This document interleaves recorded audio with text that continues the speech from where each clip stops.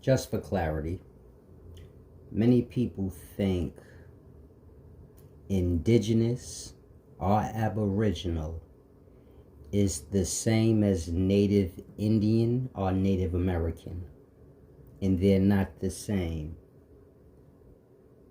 Indigenous people on any continent you can think of, they predate what we would call Native Americans. This is how they would look on any continent before they had any contact with the outside world. So it wouldn't matter what continent you're speaking of. The indigenous people of that continent would have looked like that before they had any contact with any civilized nation of people. Now, of course, the continents were colonized at different times, so you get my point? But I'm using the Sentinel Island people and their appearance as an example because they're probably that's probably the only indigenous tribe left on the earth that have not been contacted ever since thousands and thousands of years ago. Now, of course, you have other indigenous tribes like this one here, but you can see from their skin complexion and their hair that at some point in their time on earth they did have contact. It may have been hundreds or thousands of years ago, but you can tell they did have contact, but it may have not been for long. Once you get to the Native Indian or Native American look on a continent, this is when they have already had contact and they've been civilized out. They're somewhat a part of the society in their time.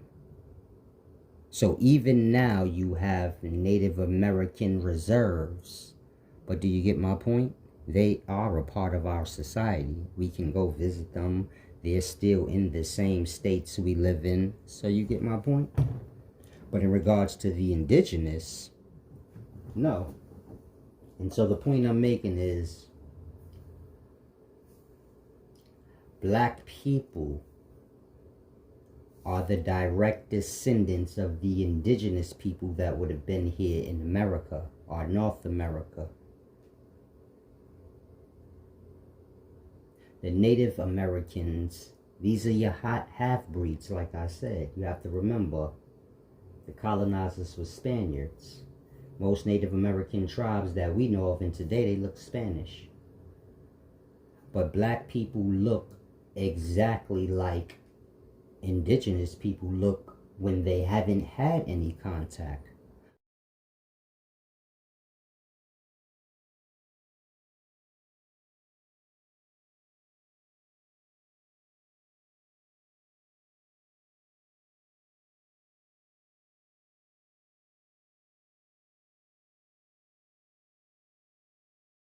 Of course, some of us have, been mixed bred in.